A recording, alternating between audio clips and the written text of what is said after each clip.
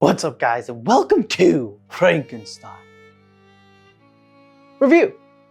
Frankenstein, directed by Guillermo del Toro and on Netflix. You could have seen it in select theaters, but it is on Netflix, dude. Right now, go watch it. With a pretty badass cast, dude. Oscar Isaac, Christoph Waltz, Mia Goth. Some heavy hitters, dude. Look, I've never read the original Mary Shelley novel of Frankenstein. I probably should. I should do those things. But just this film alone in the lore that's provided here, it's a pretty dope movie, man. The cinematography alone in this film was just eye-gushingly beautiful. The opening scene just gets right into it. You know, one of those movies that starts halfway through the film and then they bring it back and tell you how you got there kind of thing. But that opening scene was awesome, dude. The strength of Frankenstein, or the monster of Frankenstein. People get upset if you don't say the right things, apparently. But it was awesome. And I've seen some debate online about how strong he should actually be.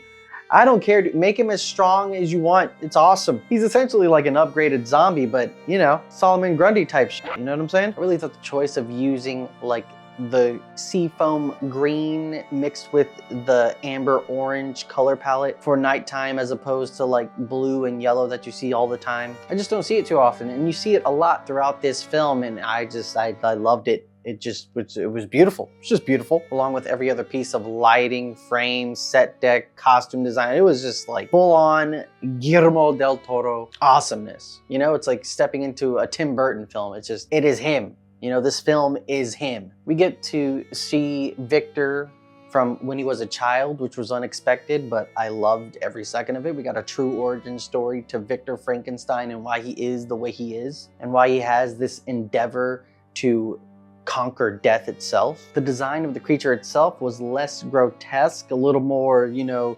handsome Frankenstein monster. Although I still stand on the fact that he should have had the bolts in his neck, dude. It's just, you know, it's a subtle thing, could have been done, would have been awesome, that's all I'm saying. The pacing of the film felt pretty good. It was 2.5 hours long, and it didn't really feel like 2.5 hours long. You're getting hit with so much interesting information. You're just like captivated and how everything is unfolding. I mean, Victor Frankenstein posed as a father in confession to see if his brother's wife wanted to fuck him. That's diabolical. And also trying to rizz up your brother's wife and keeping him overseeing your actual project away from everything, a little more diabolical. Hitting him with the, I trust you above anyone else. That's fucked up, man. That's fucked up. I trust you to listen to me while I go try to fuck your wife. And I know in the original film, Frankenstein and Bride of Frankenstein probably pulled from the novel and did certain things. In The Bride of Frankenstein, the original one, you have that scene where he meets the blind man and becomes friends with him and learns right from wrong.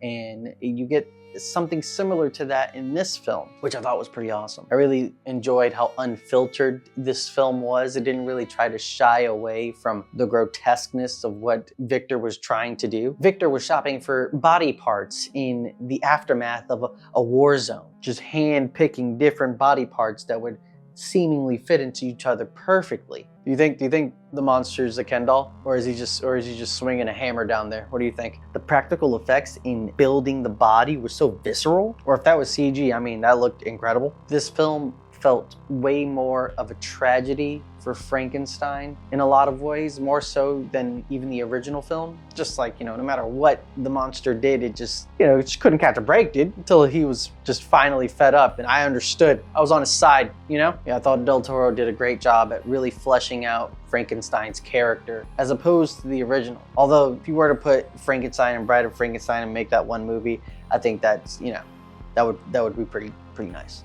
Considering this movie's like 2.5 hours long and the original Frankenstein was like, what, 70 minutes? Not a lot of time to really flesh out the monster. Felt like there was this, you know, religious correlation. You know, Victor Frankenstein is trying to be God. You can look to Frankenstein as being either Jesus or Adam. You know, he's made from God. I don't know, I gotta watch it again. But there's something there, dude, I know there is. It was a really fun film. I wish I watched it in theaters. But it's also pretty awesome that you can just go on Netflix and watch this right now. But yeah, I truly enjoy this movie. Is it better than the original Frankenstein? I don't think that's fair. You know, very different times, almost 100 years apart. I think Del Toro did a fantastic job fleshing out the characters, laying out the story. The cinematography was absolutely beautiful. It had like, you know, a gothic feel like the old Universal movie monsters have, but so much color to it. The movie is long, but the pacing felt great. The movie's not gonna blow you away, but I think it did a really good job at, staying true to what cinephile-esque moviegoer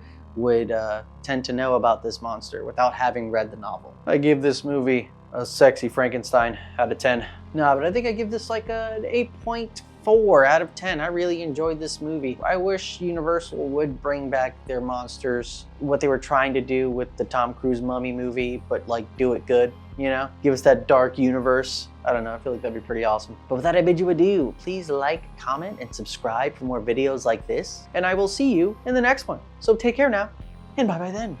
Ta-ta.